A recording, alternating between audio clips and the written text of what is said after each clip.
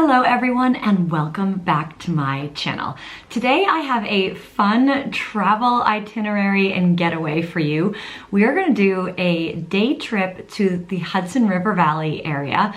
More specifically, we are going to start in the charming town of Beacon, New York. Then we are going to go to a winery, which is called Benmarl Winery. It's actually the oldest winery in America. Fun fact, it's not in Napa. Who knew it's in New York?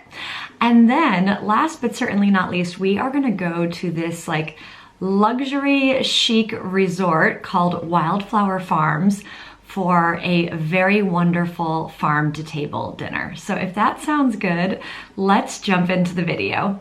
So we started our day in Beacon, New York, but we didn't hop into the center of town straight away. We actually went to Beacon's waterfront.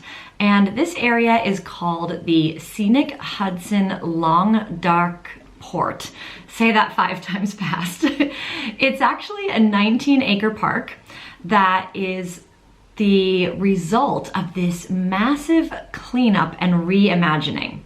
So if we rewind a bit, the history of this area in the 1800s is that it was a terminal for ferrying rail cars across the river. And more recently, it's also been home to an oil terminal, a salt storage facility, and a junkyard. Now, it's hard to imagine that when you look at it today. It just looks like this beautiful park along the water. So this is the river here. And today you can go kayaking, you can have picnics around here, go fishing, take walks through the rehabilitated wetlands and meadows, all while taking in the beautiful views of the river. So we thoroughly enjoyed kind of starting out here for the day. And I think it goes to show, the more that I researched about Beacon, the more I realized that this small town has so much to offer for travelers. It really is a great day trip or a weekend trip from New York City. It's on the Metro North train line, and I think with ride sharing services, you can get around pretty easily, but you also, if you're a walker, you can walk to a lot, which is fantastic.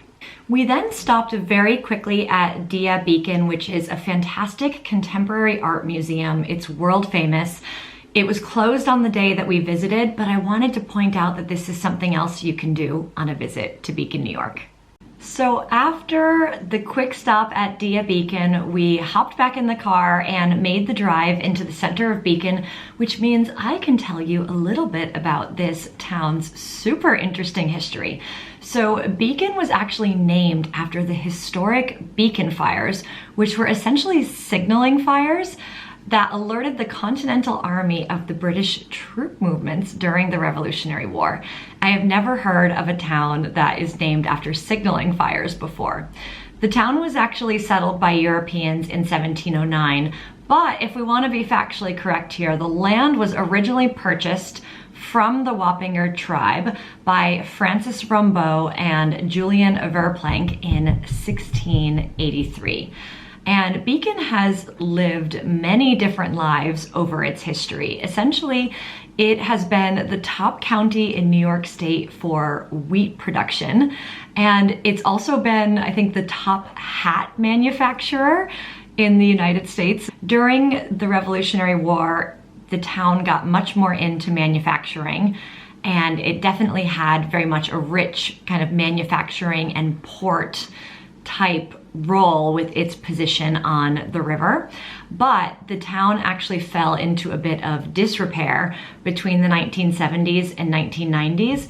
There were some economic downturns that happened, some key tourism places in the area closed down, and almost 80% of the town's commercial businesses were actually shut between that period. So when you now go and explore the town, which has a 1-mile long main street that's filled with shops and restaurants and so much to see and do, it's really incredible to reflect on how far Beacon has come and what a resurgence it has experienced. Once we parked the car, we decided the best way to stroll the main street would be with a really nice iced latte, and we stopped at Big Mouth Coffee Roasters for one. This coffee hit all the right notes with me. You all know I love my coffee beverages, and it was such a charming spot with lots and lots of space, so I would definitely recommend checking it out if in Beacon. And then I think one of the cool things to do in Beacon is just to take that 1 mile walk along the main street to look at some of the historic buildings, and also just to stop in to some of the many charming boutiques and to support the local businesses.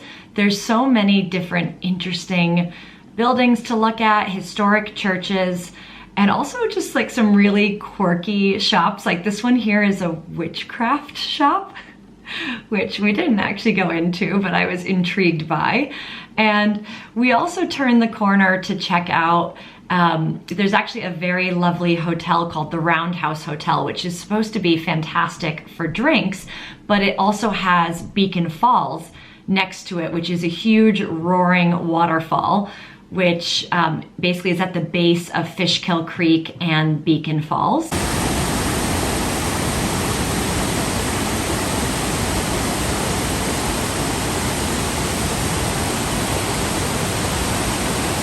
So the Roundhouse Hotel, which is adjacent to this, is supposed to be fantastic. I will leave a link to it down below, and definitely make sure to come and check out the waterfalls because they are quite spectacular.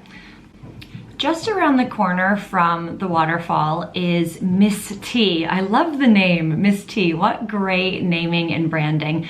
And my friend that I was traveling with really loves tea, so she wanted to go in and check out the tea shop and purchase some of the tea varieties. So if you are a tea lover, definitely make sure to check this one out. Then we popped into the Hudson Valley Marshmallow Company, which uses local ingredients to make all these delicious infusions of marshmallows.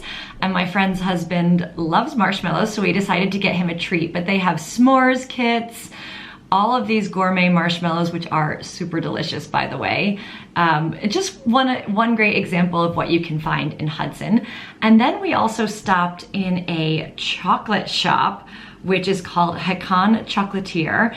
And this is the irony. We were buying Swedish chocolates in the United States, but they make them on site. You can actually perch up on a stool, watch them make the chocolates, which is really cool.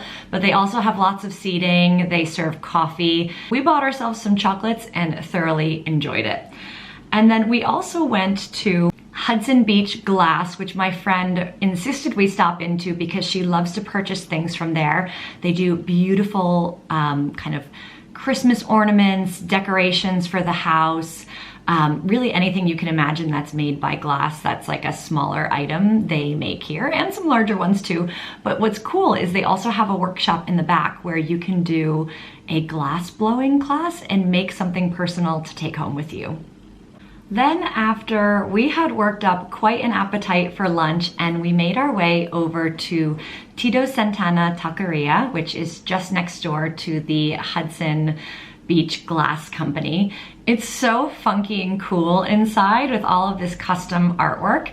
And my friend had told me that she and her husband just love the food here. It's not anything fancy, it's inexpensive, but it definitely packs a great flavor punch. So I went for a trio of tacos. I went for a brisket taco, a shrimp taco, and also kind of a fried, like Baja fish taco. All three of them were outstanding, and I would definitely recommend it. After lunch, we were starting to make plans for our next destination and decided an iced matcha for the road was exactly what we needed. And we went over to Matcha Thomas, which is just the most charming cafe that specializes in, you guessed it, matcha beverages. And everything is like white, light, bright. They have all the different kind of milk varieties, and you also can just get matcha without milk there as well, which you see here. I have an iced matcha latte, and my friend just has a matcha that has no milk in it. And oh my goodness, it was such great quality. I would absolutely recommend checking this one out too. With our matchas in hand, we hopped back in the car and started our journey to the Benmarl Winery. And I have to say, I thoroughly enjoyed my visit to Beacon, New York. It is such a charming small town. Having a 1 mile long main street is fantastic, and it reminds me in the UK of the high streets that we have with all the shops, the restaurants, the cafes, the gourmet goods you can purchase for a little memory of the town. But really, what I've shown you is really only scratching the surface of what this town has to offer. I've also, in my research, realized there is so much hiking in the area, and also very accessible even if you take the train. I think with ride sharing and whatnot, nothing is super far from the center of town, according to my research. So definitely take a look at that if that's of interest to you. But then next up, it was off to Benmarl Winery in Marlborough, New York. So Benmarl is actually the oldest winery in America, and it also holds Farm Winery License #1 as a result. Super cool. It actually dates back to the mid-1700s when the property was owned by a man named Andrew Jackson Canewood, who was a young pioneer and viticulturalist, and apparently the first one to plant grapes here. And in its 300-year plus span, 4 different families have owned the Benmarl Winery property, and today it produces small batch wines. They have a 37-acre estate, and their production has almost tripled in the past 6 years. And you can come in for wine tasting, cellar tours, and even to explore the grounds. So we decided to pop in for a wine tasting. They do recommend that you book, but my friend has a membership, so we didn't have to book in advance. But I'm gonna let the wonderful people at Benmarl tell you more. So the first is the Pétillant. It's a blend of Cab Franc, Merlot, Cab Sauvignon, and Malbec. It's gonna be 100% dry. That one's gonna have some citrus notes, so blood orange as well as grapefruit. Next is the Sauvignon Blanc. Those grapes are estate grown.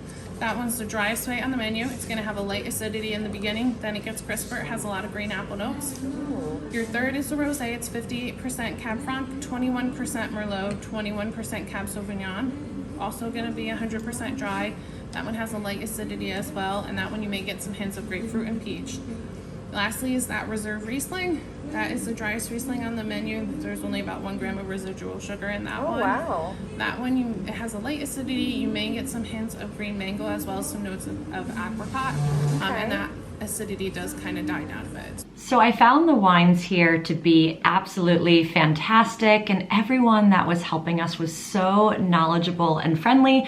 We just stood at the tasting counter, but there is tons of seating inside and outside. Now, one big problem, Mother Nature was not up for us sitting on the patio. It's literally as though the skies opened and the downpours. It was not a great weather day overall, but they do have a lot of indoor seating, so you really can make the most of it in any weather condition. And they have tons of award-winning wines. So if you're looking for a unique winery experience, if you love wine like I do and you want to discover something local to the Hudson River Valley area, then you should definitely go and check out Benmarl. And I will hope on your behalf that you get some better weather than we did. But it still looks really pretty even in the rain, doesn't it? So after a great visit at Benmarl, it was almost like our aperitivo, our warm-up for dinner. We then drove over to the Wildflower Farms resort, which is not too far away from there. So you can see here we are now entering the Wildflower Farms property, and yep, you would guess correctly, it definitely looks rustic in the countryside. And basically Wildflower Farms is a luxury countryside resort that's located just 90 minutes from New York City. The resort is located in Gardenier, I think it's Gardenier, New York, and has 140 Arcadian acres. I must confess, I had to look at what Arcadian acres meant. Is this marketing speak? What does this mean? I think in square footage, acres are still acres. However, based on my research, I believe that the Arcadian reference ties back to the idea of Arcadian ecology, which is a school of thought that advocates for a harmonious relationship between humans and nature, which actually makes a lot of sense if you do some research on Wildflower Farms. The resort itself has 65 bespoke accommodations, which range from cabins and cottages, which is what you're seeing on screen now, to also suites. There's also an on-site spa, indoor and outdoor pools, cooking and mixology classes, walks, hiking, rock climbing, fly fishing, cycling, tennis, all kinds of board games and lawn games, as well as workshops of the educational variety, wellness classes. This is definitely the kind of place where you're not going to be bored and twiddling your thumbs in nature. There is so much to do. I really wish like I lived here full time and this was my community with all these incredible activities.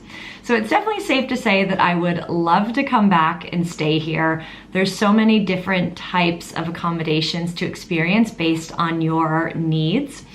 And I would actually love to do one of my YouTube hotel reviews here, but our purpose of visiting Wildflower Farms was actually to enjoy dinner there. And my friend lovingly discovered this because she loves local farm-to-table cuisine, and the cuisine here is described as a love letter to the seasons and stories of Hudson Valley. So you can see here now we're walking up to the property, which is just such a beautiful complex. Like this is kind of like the main house, quote unquote. And there's so many different spaces that you can hang out in, kind of anchored onto this property. This is like an open air covered lounge area. And you can see here some of the farm happenings that are happening that day, like feeding the animals, daily wellness, plus pressed flower, pottery, incredible. This is where we had dinner. So this is called Clay, which is the main restaurant there. There are some other food options, but Clay is the main restaurant that serves breakfast, lunch, and dinner. There is an indoor portion of it, but with the weather being so lovely, we decided to sit outside, and I started with a glass of rosé, and we just thoroughly enjoyed just sitting outside. But you can see there's fire pits in the distance, and you can see a lot of the different accommodation types dotted around this area. And we had to have the umbrellas open because it doesn't look like it on screen, but it was actually really hot.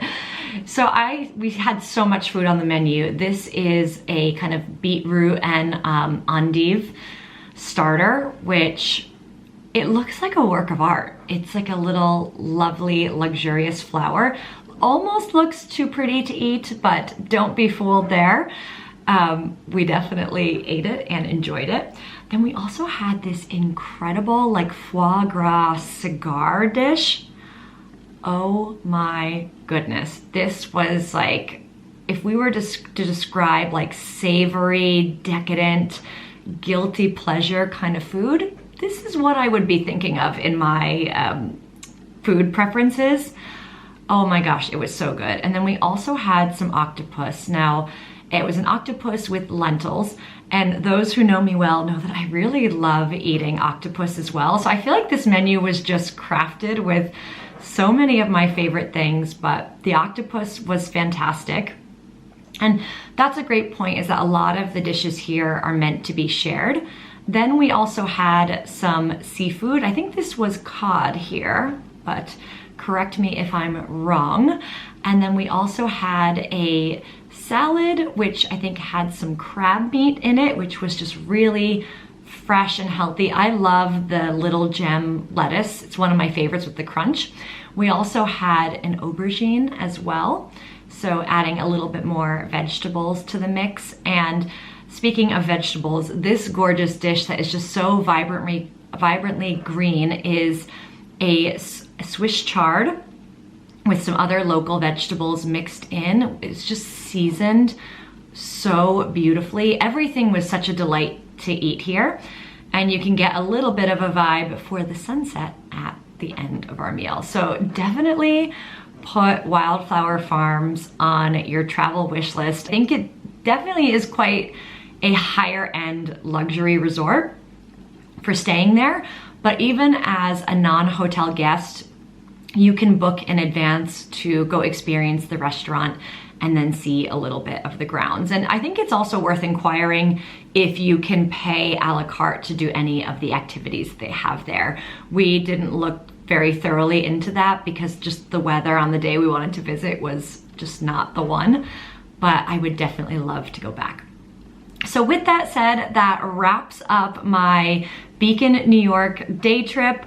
We had such an incredible day starting in Beacon, New York, having a lovely wine tasting to avoid the fact that it was absolutely downpouring outside at Benmarl Winery, and then finishing the evening with the weather clearing, the sun coming out, and just a beautiful, luxurious, gourmet farm-to-table dinner at Wildflower Farms. I would say if you're planning this kind of day trip, definitely take a few pages from our playbook. Now, if you liked this video and you found it helpful, please hit the like button and leave me a comment letting me know. If you also know the Beacon, New York area and you know some great things to do that I haven't featured, please leave a comment down below. Sharing is caring. And last but certainly not least, I would love it if you subscribe to my channel. I do travel and lifestyle videos about my life in London, my travel adventures around the world, some handbag reviews, hotel reviews, a lot of things I enjoy in life. So please join me on this wonderful YouTube journey. It costs you nothing to subscribe. It just means that you see my videos when you pop back onto YouTube. So thank you again for tuning in, and I will see you soon.